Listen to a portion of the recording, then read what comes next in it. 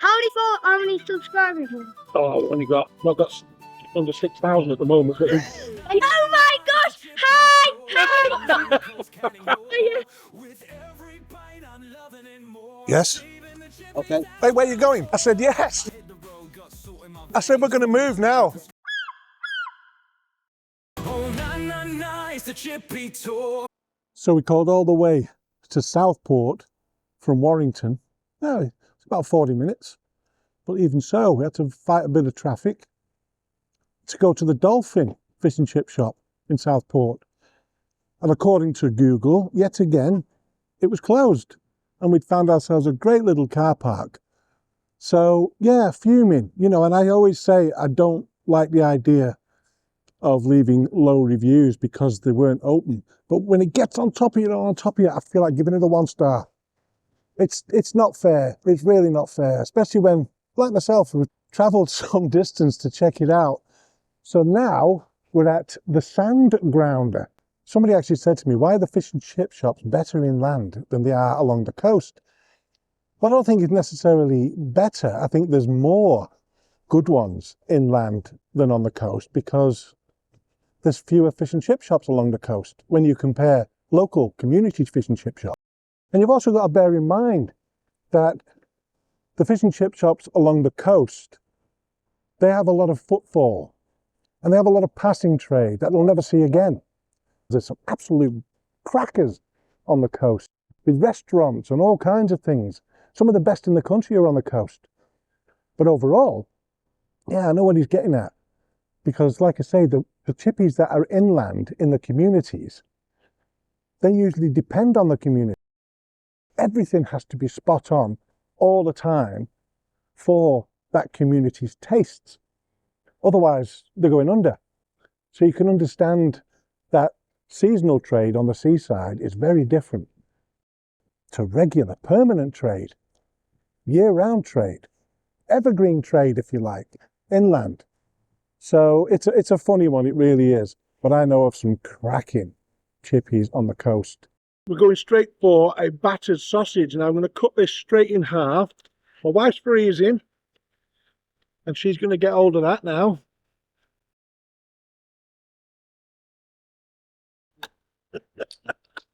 It's got a little seating area to one side. There's people who can sit outside here, and got the whole of the town down there. The batter is quite heavy on this.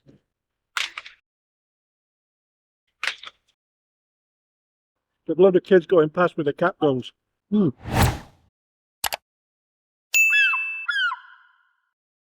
it's got plenty of flavour. That batter. Busy round here. We've got all the fair going on over there.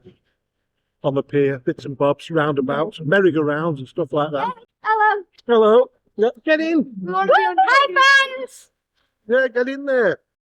Do you all live round here? Yeah. Well, you're Hi. not after me grub, are you? No. Hi. Hello. Hi, YouTube. How many subscribers? Oh, I've only got, well, I've got under 6,000 at the moment. Oh my gosh! Hi! Hi! I'm gonna go subscribe to them. So you're waiting for the weather to warm up so you can enjoy yourself on the beach, is that what you do? Yeah. Oh, you've got it made here, haven't you? Well, take it easy, okay? Yeah. Bye. See you Bye, later. YouTube. Bye, YouTube. Have a nice day. Oh, yeah. Oh crap, I think he's went to shoot me with a gun then. They're a nice bunch of kids. Yes.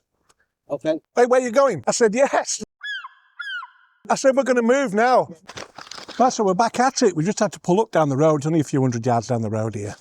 But luckily we keep things hot in a hot box. Let's have a look at this fish.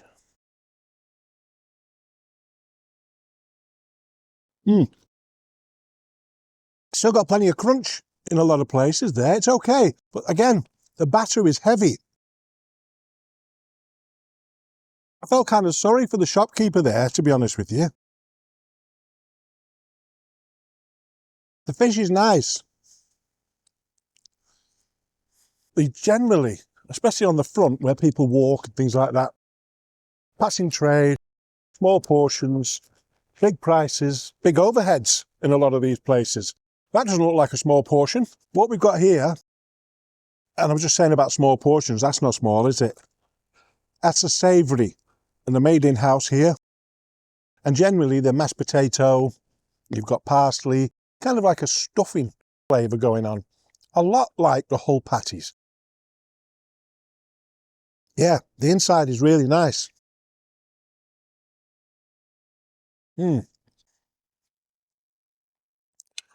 It's just that batter.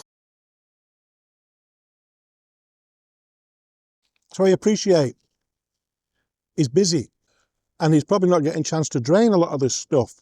Leave it for a little minute. Straight out of the fat into the wrapper.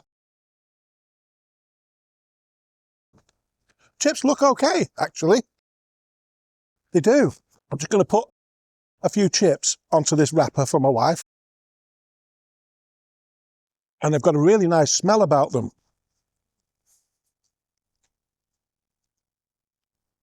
My wife likes them. They are nice. They're really nice.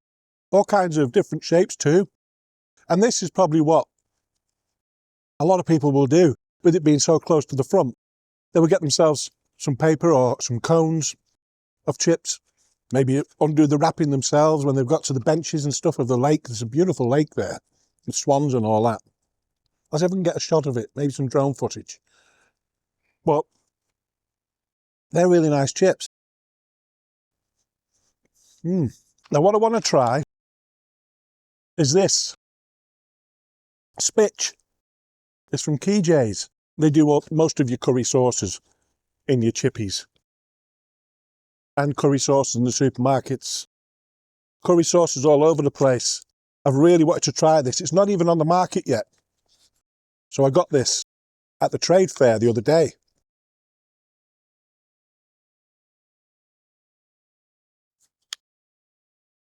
Pour it onto all these chips here.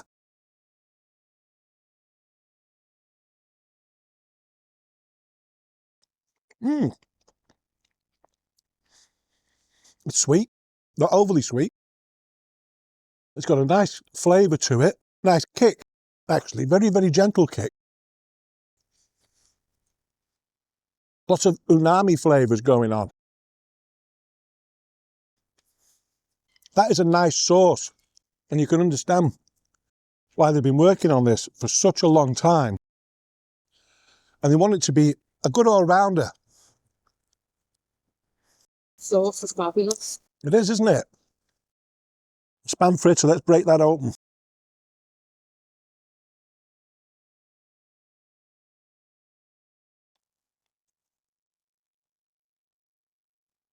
Yeah, very different.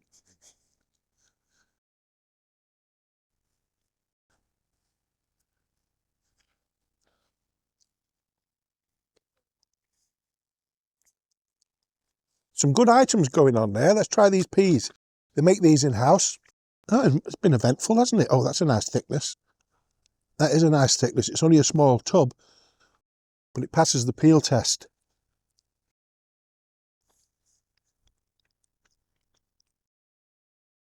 That's nice.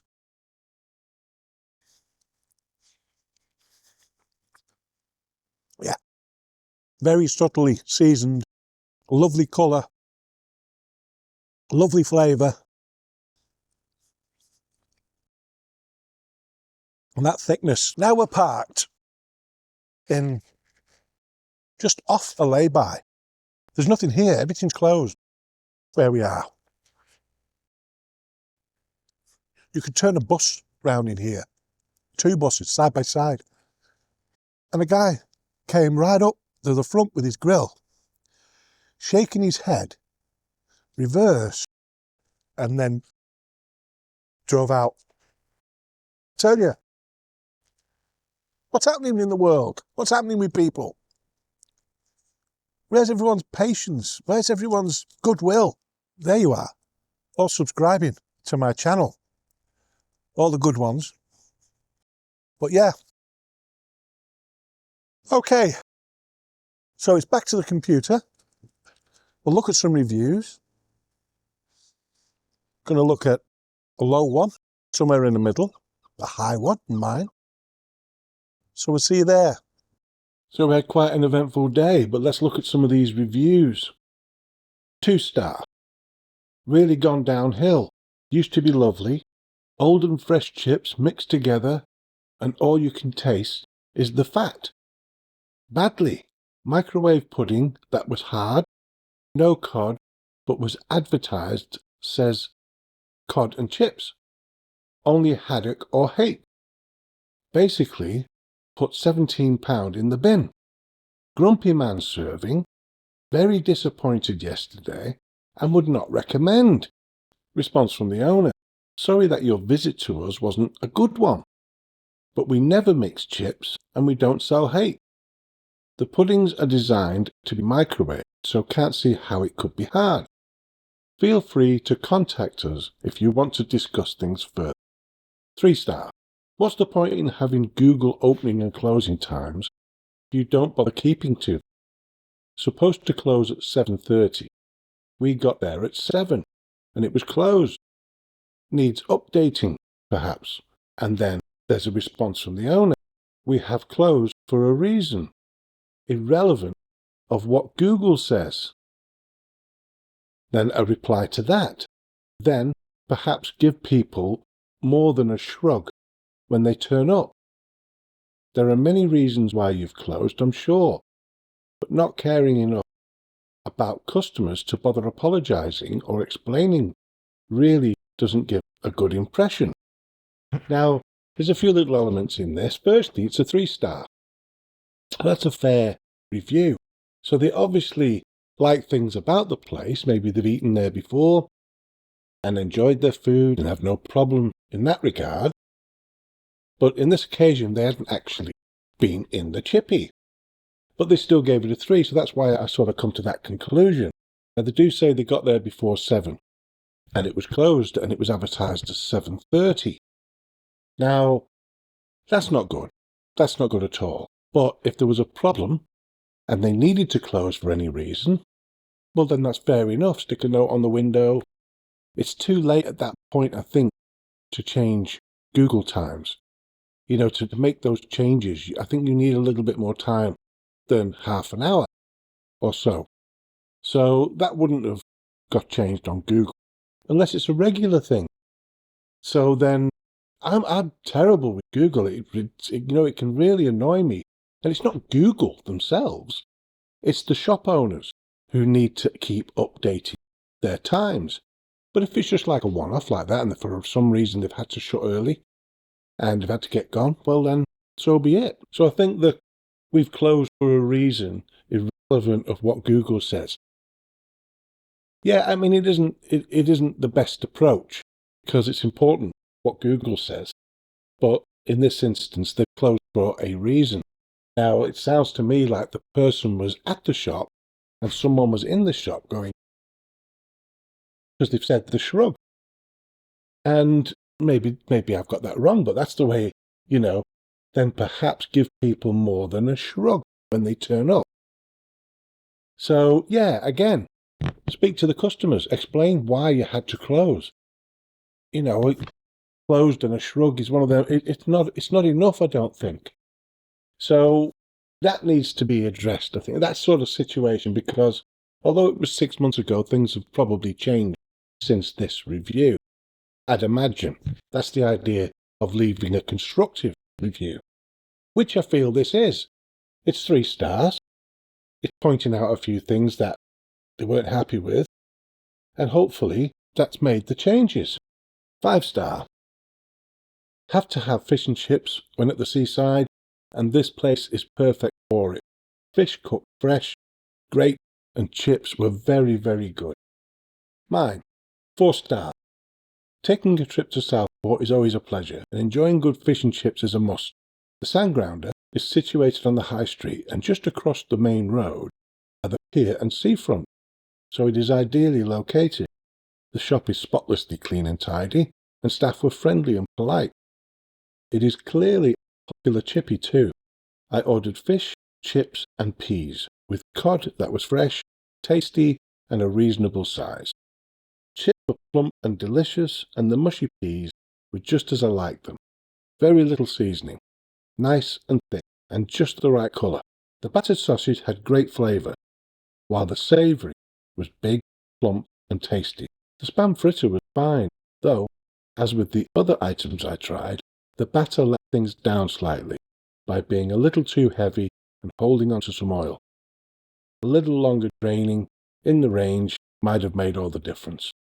Overall, I like this shop. It is in a great location, good food and very good service. Cooking in oil, payment cash or card, fish reviewed, cod. See you on the next one.